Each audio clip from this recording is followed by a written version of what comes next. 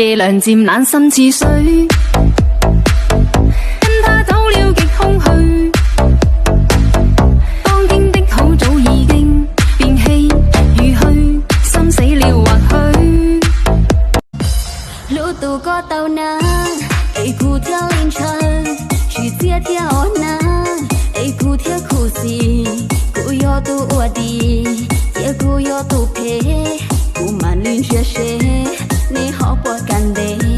cụ mà lên chia sẻ, nên họ bỏ can đề. Do cái rong ya ta thao lo, ôi rong một chả lo cái yên chỉ bỏ, ôi rong lo tư là yên chỉ tao cho. Mà linh chia sẻ, ni họ bỏ can đề, chia trái muốn nụ. Hai nhớ số tao thấy trồng phong như số lên số tù, ta chỉ nói kiểu là hay sao cứ lúa chua nè, này giờ lúa chua bó gốc mông Việt Lào, giờ tiền thì nhớ được sắm rồi, tới chỉ ta chỉ nói là sao rồi nữa, cứ lúa chua là sao rồi, cứ mặc khi cho xã hội đó này sai tiền này trong này cha, nếu như mấy đường tao giặt khử rất sầu nó ta chỉ cứ tụi mình để tao giặt đua rồi nó vậy, thì ta chỉ nói nếu như mấy khó cằn khổng lồ, thế chỉ ta lên tới xã hội này trong này nó nè, cứ mặc khi xã hội đó này sai rồi, hay tiền xã hội của lúa chua này ở trong này cha trong này non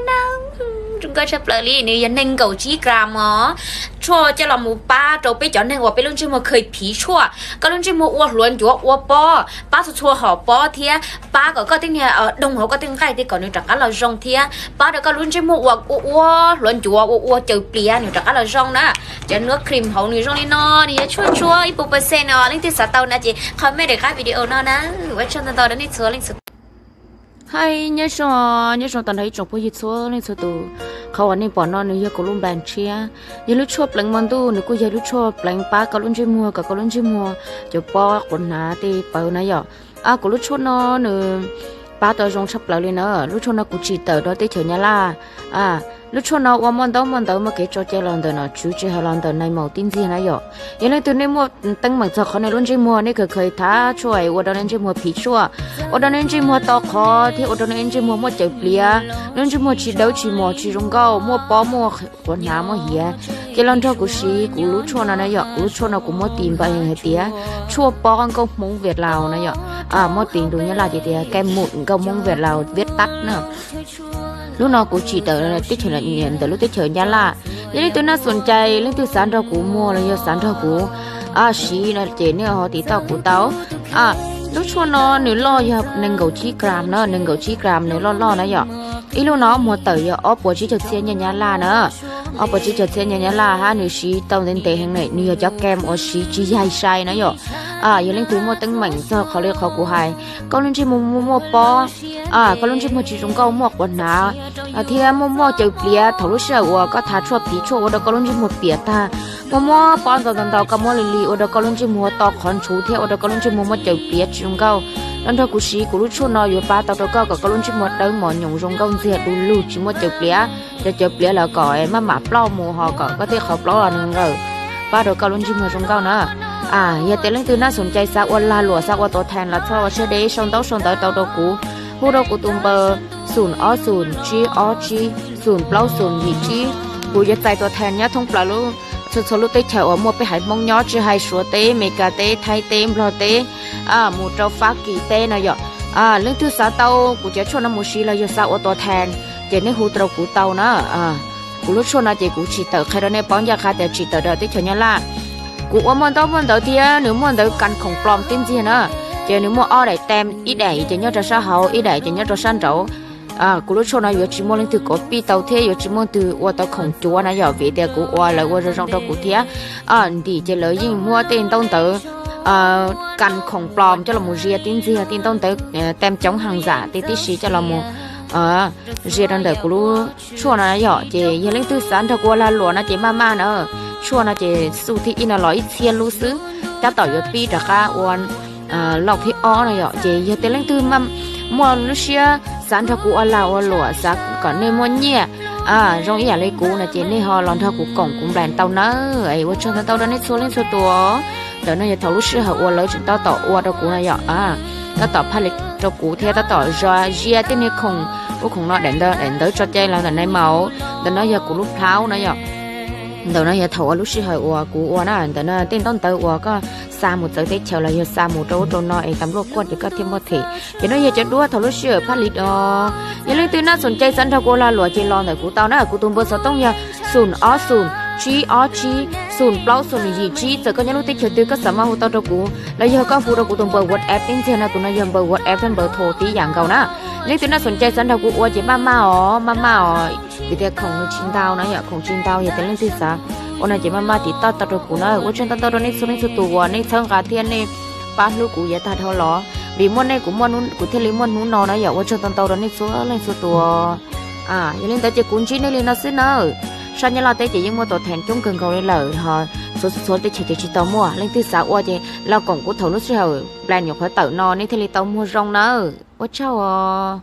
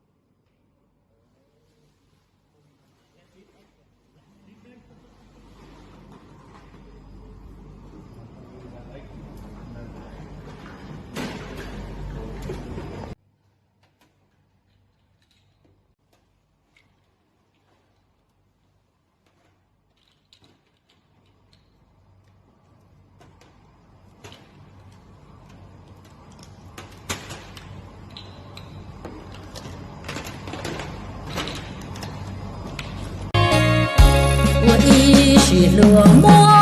đâu tụ mua cha lá chỉ rung chỉ nhỏ cũng nhỏ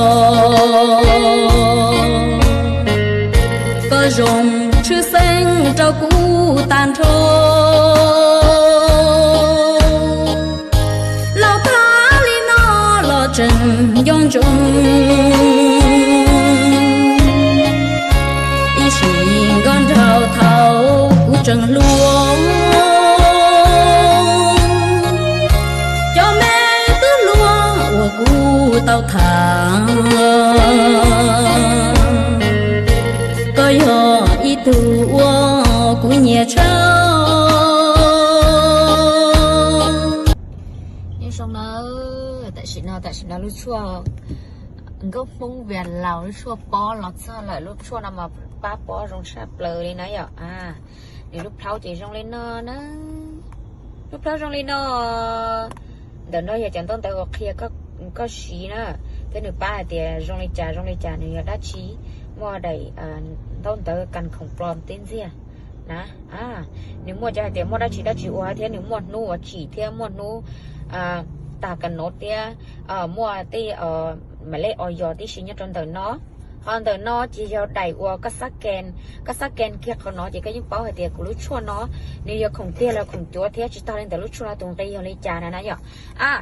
lúc sau hậu chỉ nên rong lên nó nữa lúc sau hậu chỉ nên rong gạo rong lên nó sơ nên rong gạo nên gì lúc rong lên nó nói nhở nên lúc tay mà rong lên nó gì lúc tiệt nữ do nên có chiếc gram nữa khi hả rồi nên có chiếc gram để nữ chim mà mê mê lúc nào mà lo cha lúc kem chỉ mụn đồng ý lo cha lúc